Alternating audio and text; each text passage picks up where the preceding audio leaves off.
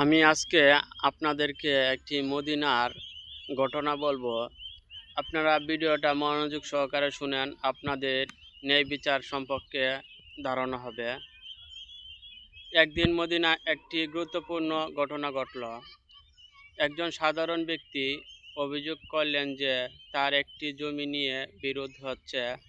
বিষয়টি আদালতে পৌঁছালে দেখা গেল মামলার অপর পক্ষ আর কেউ নন, খোদ খলিফা উমর রাদিয়াল্লাহু তাআলা আনহু। সেদিন আদালতে অনেক মানুষ উপস্থিত হয়েছিল। সবাই ভাবছিল বিচারক কি খলিফার পক্ষ নেবে নাকি সত্যের পক্ষ নিয়ে দাঁড়াবে। বিচারক উভয় পক্ষের সমানভাবে দাঁড়াতে বললেন। খলিফাকে কোনো বিষয় সম্বোধন দেখালেন না, সাধারণ নাগরিকের মতোই তাকে প্রশ্ন করলেন। বিচারক বললেন, আপনার কাছে কি কোনো প্রমাণ আছে? খলিফা উমর রাদিয়াল্লাহু তাআলা আনহু বললেন, না, আমার কাছে কোনো সাক্ষী নেই। অন্য ব্যক্তি তার দাবি সমর্থন করার জন্য সাক্ষী হাজির করলেন। ইসলাম আইন অনুযায়ী সাক্ষ্য প্রমাণের গুরুত্ব অনেক বেশি, তাই বিচারক সাক্ষীর কথা শুনে এবং বিষয়টি গভীরভাবে যাচাই করলেন। শেষ পর্যন্ত বিচারক সিদ্ধান্ত নিলেন সাধারণ ব্যক্তির পক্ষে। আদালতে পক্ষ নীরবতা নেমে এলো। অনেকেই অবাক হয়ে গেলেন, একজন সাধারণ মানুষের পক্ষ রায় আর বিপক্ষে খলিফা। কিন্তু সবচেয়ে আশ্চর্যের বিষয় হচ্ছে খলিফা উমর রাদিয়াল্লাহু তাআলা আনহুর প্রতিক্রিয়া। তিনি বিন্দুমাত্র রাগ করেন না, বরং আল্লাহর শুকরিয়া আদায় করলেন। ইসলামী রাষ্ট্র এমন বিচারক আছেন যিনি সত্যের সামনে কাউকে বড় বা ছোট মনে করে না। আদালত থেকে বেরিয়ে তিনি বিচারককে ধন্যবাদ জানালেন। সে বললেন, রাষ্ট্র বিচারক সত্যের জন্য খলিফার বিরুদ্ধেও রায় দিতে পারেন। সেই রাষ্ট্র ন্যায়ের ওপর প্রতিষ্ঠিত। একটি রাষ্ট্র দ্রুত পুরো মদিনা ছড়িয়ে পড়ল এবং মানুষ বুঝতে পারল যে ইসলামের পক্ষে প্রকৃত শিক্ষা হলো ন্যায় বিচার।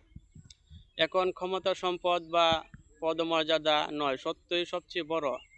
আজ আমাদের সমাজে অনেক সময় দেখা যায় ক্ষমতাবানদের জন্য এক ধরনের বিচার আর সাধারণ মানুষদের জন্য এক ধরনের বিচার হয়। কিন্তু উমর রাদিয়াল্লাহু তাআলা আনহুর জীবনে আমাদের শেখায়, একজন মুসলমানের উচিত সব পরিস্থিতির ন্যায়ের পক্ষে থাকা আর আল্লাহ তাআলার পবিত্র কোরআনে ন্যায়ের বিচারের বিষয়কে নির্দেশনা দিয়েছেন। এমনকি নিজে বা নিজের আত্মীয়দের বিরুদ্ধেও গেলেও সত্য কথা বলতে বলেছেন রাদিয়াল্লাহু তাআলা আনহু, উমর রাদিয়াল্লাহু তাআলা আনহু। এ ঘটনা শুনে একটি ইতিহাস নয়, এটি একটি শিক্ষা। যদি আমরা পরিবার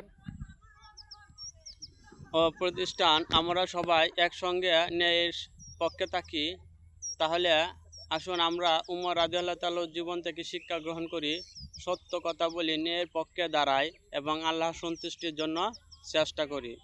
এই বিষয়ে আমরা শিক্ষা পেলাম যে হযরত উমরকেও ইসলাম ছাড় দেন নাই।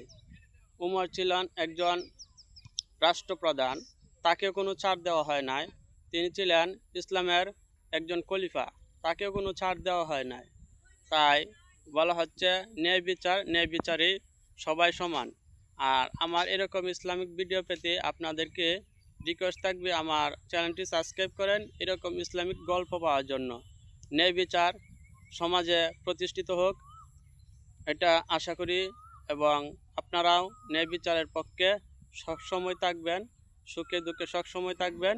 মানুষ ব্যক্তি বুঝে নয়, মানুষকে মূল্যায়ন করবেন। ছোট আর গরিব নাই, দুনিয়ার গরিব নাই, সবাই সমান, বিচারই।